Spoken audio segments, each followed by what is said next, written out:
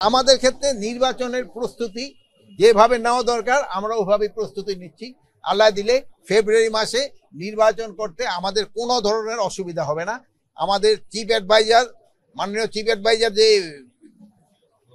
Road ম্যাপটা মানে ডেটটা বলে দিচ্ছে, আমার রোড ম্যাপটা তো ইলেকশন কমিশন দিবে, আমরা ওইভাবে আমরা ইলেকশন করার জন্য প্রস্তুতি নিচ্ছি এবং আমরা ওই সময় পুরোভাবে প্রস্তুত থাকবো।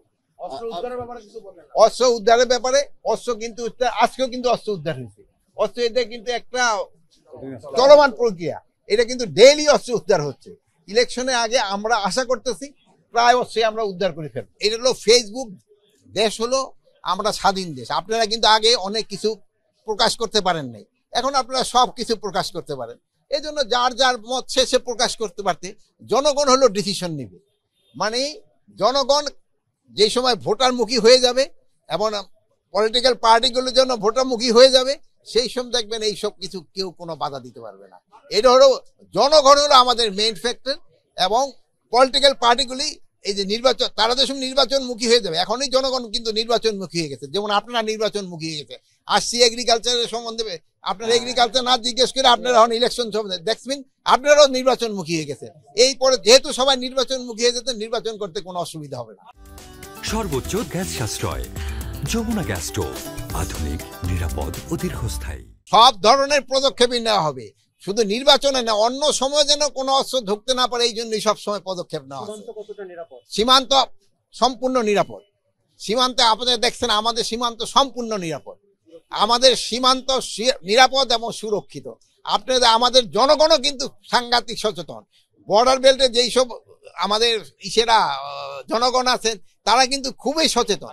একটু এদিক ফাইটার বিলে ফেললেন, আর এরা কিন্তু খুবই সচেতন। বিএডিসি আছে আরে বিএডিসি এখান থেকে টিস্যু কালচার গুলি হয়, এগুলি এখানে দেখার জন্য।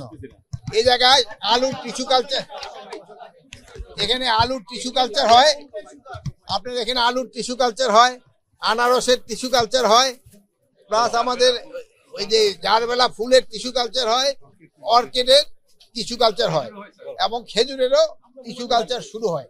এখানে আমাদের জানেন যে আমরা এখানে সৌদি আরবিয়ার থেকে তো আমরা এখন খেজুর ইম্পোর্ট করে আনি। আমাদের এখানে এখন চেষ্টা করা হচ্ছে আমাদের এখানে খেজুর উৎপাদন করার জন্য। যেমন আমরা যদি ভালোভাবে উৎপাদন করতে পারি, হয়তো আমাদের এই খেজুর আর ইম্পোর্ট করতে হবে না। প্লাস আলুরও টিস্যু কালচার, আপনারা জানেন আলুও কিন্তু আমাদের আলু বীজ আমাদের নেদারল্যান্ড থেকে ইম্পোর্ট করতে হয় এবং অনেক দামে ইম্পোর্ট করতে হয়। এখন এখানে এই টিস্যু কালচারটা যদি ভালোভাবে আরো হয়ে যায়, যদিও এখনো আমরা প্রচুর পরিমাণ আলু দেই, কিন্তু তারপরে আমাদের চাহিদার তুলনায় আমরা এখনো পারতেছি না। এই ভবিষ্যতে হয়তো আমাদের যতটুকু চাহিদা এখান থেকে আমরা হয়তো উৎপাদন করতে পারবো। আর এখানে 4টা বীজ খামারও করা হচ্ছে। আর এখানে দেখছেন এই এলাকাটা কিন্তু 117 একর। এখন এখানে যে জায়গায় আপনারা পানি দেখেন ওই জায়গাটায় কিন্তু আবার আমাদের ধান বোনা হয়, বোরো ধান বোনা হয়। এই বোরো ধানটা কিন্তু বীজ হিসাবে কাজে দেয়। আর ওখানে দেখছেন আপনার একটা খেজুর বাগানও করতে হয়। হয়তো বৃষ্টির জন্য হয়তো আপনারা যেতে পারবেন না, বাট অন্য সময় এসে দেখে যেতে পারবেন। আমরা দেখতেছি বাজারে হঠাৎ করে আপনার কৃষি সবজির দামটা বেড়ে গেছে। হ্যাঁ, জানি ওইটা অন্য মন্ত্রণালয়ের দিচ্ছে, কিন্তু আপনার উৎপাদন কেমন আছে বিষয়টা আমি একটা হলো যে বাজারে এই বৃষ্টির জন্য আমি আসার সময় যে আমার সাথে পিএস ছিল, আমি এক কৃষকের সাথে আলাপ করতেছিলাম। হাফিজ আসো নাকি? এখানে হাফিজ কই? হাফিজ আসো, হাফিজ কই আসো এই সামনে। হাফিজে আমারে বলতেছিল, স্যার কৃষি পণ্যের তো এখানে সবজি টবজির দাম বেড়ে গেছে। আমি বললো এক কৃষকের মিলাও, এলাকার এক কৃষকের মিলালাম। এখন হয়েছে কি, ওদের তো নষ্ট হয়ে গেছে বৃষ্টির কারণে, সবজি অনেক নষ্ট হয়ে গেছে। এই সবজি নষ্ট হয়ে যাওয়ায় জিনিসপত্রের দাম মানে সবজির দাম কিছুটা বেড়ে গেছে। এখন যেমন এই যে কিছুক্ষণ আগে বৃষ্টি হলো না, এখন আল্লাহ দিলে দেখেন রোদ উঠে গেছে। এরকম যদি রোদ উঠে তবে কিন্তু আবার এই সবজির দামটা কমে আসবো। কিন্তু আবার সবজির দামটা কম, কিন্তু আবার সবজির দামটা বেশি, কিন্তু আবার কিন্তু আলুর দাম কিন্তু একেবারেই কম। যারা আলু যে কৃষকরা করছে তারা কিন্তু এবার একটা বিরাট লসের ভিতরে আছে।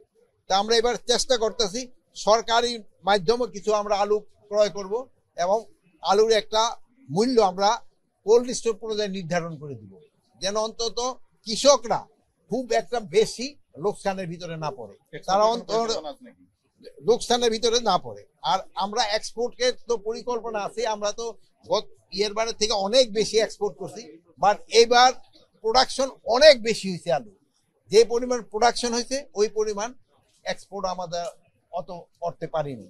আর 2 নাম্বার হলো আমাদের যে আলুটা, এই আলুটা কিন্তু যে চিপস টিপস বানানোর একটু সমস্যা হচ্ছিল, এটার জন্য এখানে এই রিসার্চ হচ্ছে যেন আমরা এই আলু দিয়ে আমরা যেন নিজেরই চিপস করতে পারি, তবেও কিন্তু এই আলুর ব্যবহারটা অনেক বাড়বে। প্লাস ওই আলুর আরেকটা জিনিস হলো করতে হচ্ছে যে বিদেশে থেকে যে আলুটা আনতেছে, এটা এই আমাদের যদি এই গবেষণাটা ভালোভাবে সাকসেসফুল এখনো যদি হয়, তো আমাদের হয়তো ভবিষ্যতে আর এই বীজ আলু আনতে হবে না। এই ক্ষেত্রে কৃষকদের উৎপাদন খরচটা একটু কমবে।